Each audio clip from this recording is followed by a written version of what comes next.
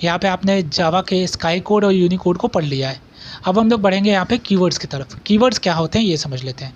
Java compiler के अंदर इनकी स्पेशल मीनिंग डिफाइन होती है और इन्हें हम रिजर्व वर्ड भी कहते हैं। आप यहाँ पे क्लास वर्ड जो भी यूज़ करते हो वो भी एक कीवर्ड है, आप वॉइड कीवर्ड को यूज़ करते हो वो भी एक कीवर्ड है, पब्लिक भी एक कीवर्ड है। तो यहाँ पे ये सारे आपके कीवर्ड्स हैं, आपको ये सारे कीवर्ड्स याद करना पड़ेगा, ठीक है। तो ये आपके कीवर्ड्स होते हैं। फिर आती है बात यहाँ पे आइडेंटिफायर्स की। अब आइडेंटिफायर्स क्या होते हैं बच्चों, जब हम प्रोग्राम के अंदर कोई कोड को लिखते हैं तो उसमें बहुत सारी चीज़ों को हम डिक्लेयर करते हैं। डिक्लेरेशन के दौरान हम लोग आइडेंटिफायर्स का यूज़ करते हैं। आइए इसको एक एग्जांपल से समझते हैं कि कहाँ पे आइडेंटिफायर्स यूज़ होते हैं। जैसे यहाँ पे इस कोड के अंदर आपको दिखेगा क्लास जो लिखा हुआ है, क्लास एक कीवर्ड है, लेकिन क्लास कीवर्ड के आगे जो चीज़ लिखी है वो क्लास का नेम है। क्लास का नेम एक खास तरीके का आइडेंटिफायर है, यानी कि क्लास के नेम के माध्यम से हम लोग क्लास को आइडेंटिफाई कर सकते हैं। इसी तरीके से दूसरा आइडेंटिफायर है यहाँ पे मेन, तीसरा आइडेंटिफायर है ARGS, इसी तरीके से चौथा है हमारा CH2, फिर हमारा पांचवा है सिस्टम है, फिर पाँचों के बाद छठा नंबर पे है आउट, यहाँ पे प्रिंटलन है सातवें नंबर पे। तो यहाँ पे ये बंच ऑफ कोड के अंदर सेवरल आइडेंटिफायर्स होते हैं। आइडेंटिफायर्स को बनाने के ये जो रूल्स होते हैं ये हमारे कंपाइलर के अंदर प्री डिफाइंड होते हैं, ठीक है। तो यहाँ पे जो रूल्स हैं वो हम लोग आइए समझ लेते हैं कि एक आइडेंटिफायर कैसे बनता है, ठीक है।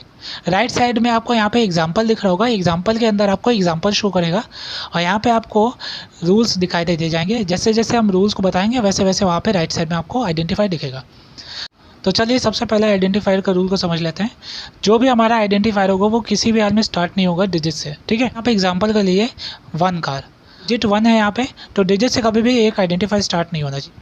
इसी तरीके से 99 एप्पल, 99 एप्पल में 99 जो है वो स्टार्टिंग का डिजिट है, तो यहाँ पे एक आइडेंटिफायर स्टार्ट नहीं होनी चाहिए डिजिट से। यहाँ पे पहला काम आपको ये नहीं करना है कि एक आइडेंटिफायर में शुरुआत में आपको डिजिट यूज़ नहीं करना है, तो ये आपका पहला काम है, आप इसको नोट करके रखिए। फिर दूसरा नंबर का रूल क्या है, दूसरा रूल ये है कि आप जब भी आप एक आइडेंटिफायर को बनाते हो तो आप आइडेंटिफायर के अंदर 4 चीज़ों को यूज़ कर सकते हो। पहला यहाँ पे होता है अल्फ़ाबेट्स, दूसरा हो सकता है डिजिट, तीसरा होता है अंडरस्कोर, चौथा होता है डॉलर साइन। तो आप यहाँ पे 4 चीज़ों का यूज़ कर सकते हो, ठीक है। तो 4 चीज़ों को आप यहाँ पे यूज़ कर सकते हो। फॉर एग्ज़ाम्पल यहाँ पे मैंने लिखा है कार, कार लिखा है तो कार यहाँ पे पूरे का पूरा क्या है, अल्फ़ाबेट से मिलके बना हुआ है, ठीक है। फिर यहाँ पे लिखा हुआ है कार 2, अब यहाँ पे कार 2 जो है हमारे पास यहाँ पे अल्फ़ाबेट और डिजिट दोनों का कॉम्बिनेशन है, तो यहाँ पे बोल रहा है आइडेंटिफायर सीक्वेंस हो सकता है दोनों चीज़ों का। यहाँ पे अल्फ़ाबेट भी हो सकता है, डिजिट भी हो सकता है, अंडरस्कोर भी हो सकता है और डॉलर का साइन भी हो सकता है। अच्छा यहाँ पे देखिए एक और example, car 1 underscore 2, car 1 underscore 2। यहाँ पे कार 1 अंडरस्कोर 2 जो है ये भी एक आइडेंटिफायर है और ये भी एक वैलिड आइडेंटिफायर है, यानी कि ये सही आइडेंटिफायर है। अच्छा कार $1 ये लिखते हैं, ये भी सही है, ये भी आपका रॉन्ग नहीं है। अच्छा कार अंडरस्कोर 1 लिखते हैं तो क्या होगा, ये भी सही है, गलत नहीं है, ये भी सही है। आप क्या कर सकते हो, अल्फ़ाबेट लिख सकते हो, डिजिट्स लिख सकते हो, अंडरस्कोर लिख सकते हो, डॉलर भी लिख सकते हो, या चारों चीज़ों को एक साथ भी लिख सकते हो, ठीक है। लेकिन आपको ध्यान रखना है कि डिजिट को शुरुआत में नहीं लिखना है, ठीक है। तो ये आपका सेकंड रूल था। अब बढ़ते थर्ड रूल की तरफ। थर्ड रूल यहाँ पे ये है कि आप कीवर्ड को किसी भी आइडेंटिफायर के लिए यूज़ नहीं कर सकते हो।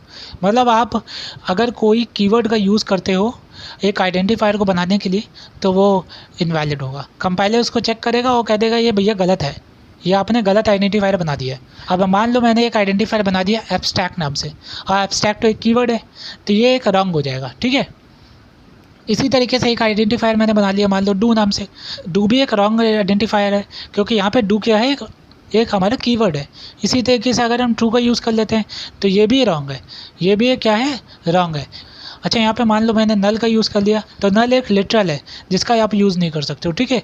तो आप यहाँ पे लिटरल को भी यूज़ नहीं कर सकते हो। तो आइडेंटिफायर कहता है कि आप कीवर्ड को यूज़ नहीं कर सकते, आप बूलियन की वैल्यूज़ को यूज़ नहीं कर सकते हो, और आप ना ही लिटरल वैल्यू के नल वैल्यू को यूज़ कर सकते हो। तो यहाँ पे आप चारों चीज़ को यूज़ करके आइडेंटिफायर नहीं बना सकते हो। चौथा पॉइंट आता है यहाँ पे केस सेंसिटिव है। जावा एक केस सेंसिटिव लैंग्वेज है, इसके अंदर जो भी आप आइडेंटिफायर बनाओगे वो एक केस सेंसिटिव होगा। आइए केस सेंसिटिव का मतलब समझते हैं। मान लीजिए मैंने यहाँ पे कार के 4 एग्जांपल लिए हैं। एक बार हमने लोअर केस में कार को लिखा है, दूसरे में लिखा है मैंने अपर केस में, तीसरे में मैंने उसके 2 लेटर्स को कैपिटल कर दिया और एक को स्मॉल कर दिया है, जबकि चौथे वाले में मैंने उसका उल्टा कर दिया है। केस को, और यहाँ पे पाँचवें वाले में मैंने पहले लेटर को केस को बड़ा कर दिया और बाकी जो बाद के हैं उनको मैंने लोअर केस में कर दिया। तो यहाँ पे ये पहला नंबर का आइडेंटिफायर और दूसरे नंबर का आइडेंटिफायर दोनों डिफरेंट आइडेंटिफायर्स हैं। नाम दोनों का सेम होगा, लेकिन उनको डिफरेंट बनाने के लिए उनका केस ज़रूरी है। यहाँ पे उनको लिखा किस केस में गया है, अपर केस में लिखा गया है, लोअर केस में लिखा गया है, इससे वो डिफरेंट हो जाता है। तो प्रोग्रामिंग लैंग्वेज के अंदर जब भी आप एक आइडेंटिफायर बनाते हो, तो अगर आइडेंटिफायर का नाम सेम भी होता है तो उसमें अगर आपने एक लेटर को भी अगर डिफरेंट कर दिया है ना, तो वहाँ पर वो भी चेंज हो जाएगा, ठीक है, उसकी मीनिंग बदल जाएगी। तो यहाँ पे कार 1, यहाँ पे पहला आइडेंटिफायर जो स्मॉल केस में लिखा है कार, उसकी मीनिंग और कैपिटल लेटर से जो कार लिखा है उसकी मीनिंग, दोनों की मीनिंग डिफरेंट है, ठीक है। आपको यहाँ पे बात समझ में आ गई होगी। तो ये फ़िलहाल 4 रूल्स थे जो कि आइडेंटिफायर को बताते हैं कि आपको इसी तरीके से लिखना है, इसके अलावा कोई और फॉलो करना नहीं है तरीका, ठीक है। अब यहाँ पर हम लोग ये भी देख लेते हैं एक बार कि इनवैलिड आइडेंटिफायर्स कैसे होते हैं। अब देखिए यहाँ पर पहला है invalid identifier test car. Test car के अंदर यहाँ पे टेस्ट और कार के बीच में स्पेस आ रहा है, तो स्पेस आपको नहीं लगाना है, ये एक इनवैलिड आइडेंटिफायर हो गया, ये गलत है। अच्छा 23 कार लिखा है आपने, तो 23 क्या है, डिजिट से स्टार्ट हो रहा है, तो ये भी इनवैलिड हो गया। अच्छा मान लो आपने कार _& ए लिख दिया। अब आपने यहाँ पे एंड यूज़ कर लिया है, लेकिन आप यूज़ क्या कर सकते हो आइडेंटिफायर के वक्त, आप $साइन यूज़ कर सकते हो, तो ये भी रॉन्ग हो गया। अच्छा फिर आता है कार +न्यू लिख दिया, मान लो ये आइडेंटिफायर लिखता है, यहाँ पे प्लस यूज़ कर लिया, प्लस यूज़ नहीं कर सकते हो, वो एक क्या है, वो एक सिंबल है, तो सिंबल का हम यूज़ नहीं कर सकते। कौन सा सिंबल यूज़ कर सकते हैं हम लोग, $साइन यूज़ कर सकते हैं, इसके अलावा कोई नहीं, तो ये भी इनवैलिड हो गया। इसी तरीके से मान लो मैंने ये सिंगल इन्वर्टेड कॉमा यूज़ कर लिया, ये भी गलत है। तो यहाँ पे ये इनवैलिड आइडेंटिफायर्स थे, ठीक है। अब हम लोग बढ़ते हैं लिटरल्स की तरफ। लिटरल्स क्या होते हैं, लिटरल्स बेसिकली हम लोग जो सीक्वेंस ऑफ कैरेक्टर्स को पढ़े हैं उनकी वैल्यूज़ को रिप्रेजेंट करते हैं प्रोग्राम के अंदर, और उन्हीं वैल्यूज़ को हम लोग वेरिएबल्स के अंदर स्टोर भी करते हैं, ठीक है। एक एक करके हम लोग इनको पढ़ते चलते हैं। कंपाइलर के अंदर लिटरल्स भी डिफाइन होते हैं, ठीक है। जैसे यहाँ पे सबसे पहला जो होता है वो है न्यूमेरिक लिटरल। न्यूमेरिक लिटरल के अंदर पहला टाइप है इंटीजर न्यूमेरिक लिटरल। अब इंटीजर न्यूमेरिक लिटरल के अंदर कहते हैं कि जो वैल्यूज़ होंगी वो आपकी पॉजिटिव हो सकती हैं या फिर निगेटिव हो सकती हैं। जैसे यहाँ पे पॉजिटिव 145 वैल्यू लिख सकते हो, या तो नेगेटिव 145 लिख सकते हो, या फिर आप यहाँ पे 145 भी लिख सकते हो। पॉजिटिव साइन को यहाँ पे इग्नोर किया जाता है, कोई दिक्कत नहीं है इससे, ठीक है, लेकिन नेगेटिव साइन को पूरा ध्यान रखा जाता है, ठीक है। अच्छा एक तो यहाँ पे न्यूमेरिक लिटरल ये हो गया। मान लो ये तो एग्जाम्पल मैंने जो देखे ये सारे वैलिड थे। अब इनवैलिड क्या हो सकते हैं, यहाँ पे इंटीजर में भी इनवैलिड होते हैं। जैसे मान लो मैंने लिख दिया 14 स्पेस 5, तो 14 स्पेस 5 जो है ना ये इनवैलिड कहलाएगा, क्योंकि यहाँ पे स्पेस लग गया है, स्पेस नहीं लगाना है, तो यहाँ पे ये एक इंटीजर न्यूमेरिक लिटरल में नहीं आएगा। अच्छा मान लो किसी बच्चे ने लिख दिया 14,550, ये भी गलत है, क्योंकि यहाँ पे कॉमा लग गया है, तो कॉमा भी आप रिप्रेजेंट नहीं कर सकते हो। तो यहाँ पे मैथ हम लोग नहीं पढ़ रहे हैं, यहाँ कोडिंग कर रहे हैं, तो यहाँ पे कोडिंग करते वक्त ये ध्यान रखना, ठीक है। अच्छा ये तो हमारा इंटीजर्स यहाँ पे ख़त्म हो गया। अब हम लोग पढ़ लेते हैं न्यूमेरिक के अंदर जो दूसरा टाइप है वो है रियल लिटरल्स। अब रियल लिटरल्स के अंदर पहला जो टाइप है वो फ्रैक्शनल फॉर्म है। फ्रैक्शनल फॉर्म कहता है कि यहाँ पे जो वैल्यूज़ होंगी वो आपकी डेसिमल में होंगी, और वो पॉजिटिव वैल्यूज़ और नेगेटिव वैल्यूज़ को कंसिडर करेंगे। जैसे यहाँ पे 23.58 लिखा है, ये आपका एक डेसिमल वैल्यू को रिप्रेजेंट कर रहा है। यहाँ पे आप पॉजिटिव 65,132 लिख सकते हो, ये भी आपका वैलिड होगा, या आप डेसिमल वैल्यू को रिप्रेजेंट कर सकते हो 0.0045, ऐसा कुछ दिखा सकते हो। ये सारे वैलिड है, इनवैलिड नहीं है। अच्छा अब यहाँ पे देख लेते हैं इनवैलिड क्या होते हैं। मान लो आपने रिप्रेजेंट कर दिया 56 को, तो 56 भी एक इनवैलिड होगा। क्यों यहाँ पे 56 एक इनवैलिड होगा, क्योंकि यहाँ पे ये 56 जो है वो इंटीजर है, और हमें किसको रिप्रेजेंट करना है, फ्लोटिंग वैल्यूज़ को, यानी कि डेसिमल वैल्यूज़ को, फ्रैक्शनल वैल्यूज़ को, रियल नंबर को। इसी तरीके से मान लो एक एग्जांपल ले लेते हैं, +132 पॉइंट, ये भी एक क्या है, इनवैलिड है। यहाँ पे पॉइंट के बाद आपको डेसिमल लगाने के बाद एक वैल्यू को लिखना ज़रूरी है, तो ये भी इनवैलिड कहलाएगा। अच्छा मान लो किसी बच्चे ने लिख दिया .256, यह मैथ नहीं कर रहे हैं हम लोग, यहाँ पे कंप्यूटर की बात कर रहे हैं। प्रोग्रामिंग के अंदर आपने डेसिमल के आगे कोई वैल्यू को नहीं लिखा या डेसिमल के बाद नहीं लिखा, तो वो इनवैलिड कहलाएगा पूरा। अगर आपने कॉमा लगा दिया, जैसे यहाँ पे लिखा हुआ है 1,520.5, तो यहाँ पे ये भी इनवैलिड है क्योंकि यहाँ पे आपने कॉमा लगा दिया। कॉमा लगा के आप डेसिमल वैल्यू को रिप्रेजेंट कर रहे हैं, ये मैथ नहीं चल रहा है, ये कोडिंग चल रहा है। यहाँ पे हर एक सिंबल भी एक इनवैलिड वैल्यू को क्रिएट करता है। तो यहाँ पे आपने बेसिकली रियल लिटरल्स के अंदर पहले टाइप को पढ़ लिया जो कि फ्रैक्शनल फॉर्म था। अब दूसरा टाइप आता है यहाँ पे एक्सपोनेंशियल फॉर्म। तो बच्चों यहाँ पे एक्सपोनेंशियल फॉर्म को हम लोग एक एग्जांपल से समझते हैं, ठीक है। प्लस 5.04 इंटू 10 की पावर 25 लिखा है। यहाँ पे 5.04 जो है ये एक डेसिमल वैल्यू है और इसे हम लोग 90 सा कहते हैं, ठीक है। और यहाँ पे मल्टीप्लाई बाय 10 की पावर 25 लिखा हुआ है। तो यहाँ पे 10 जो है वो आपका बेस है और बेस को हम यहाँ पे रेडिक्स भी कहते हैं। और यहाँ पे 25 जो है वो हमारा एक्सपोनेंट है, ठीक है। और प्लस साइन यहाँ पे इंडिकेट कर रहा है कि यहाँ जो डेसिमल वैल्यू है वो किस टाइप की है, क्या वो पॉजिटिव है कि वो नेगेटिव है, ठीक है। तो यहाँ पे ये बेसिक सा कॉन्सेप्ट होता है, इसी का हम लोग को यूज़ करके प्रोग्रामिंग के अंदर अपने एक्सपोनेंशियल फॉर्म को रिप्रेजेंट करना है। जैसे यहाँ पे एग्जांपल ले लीजिए 23 की पावर 8। अब यहाँ पे 23 की पावर 8 जो है वो एक्सपोनेंट यहाँ पे दिखा रहा है 8, तो यहाँ पे ये भी वैलिड होगा।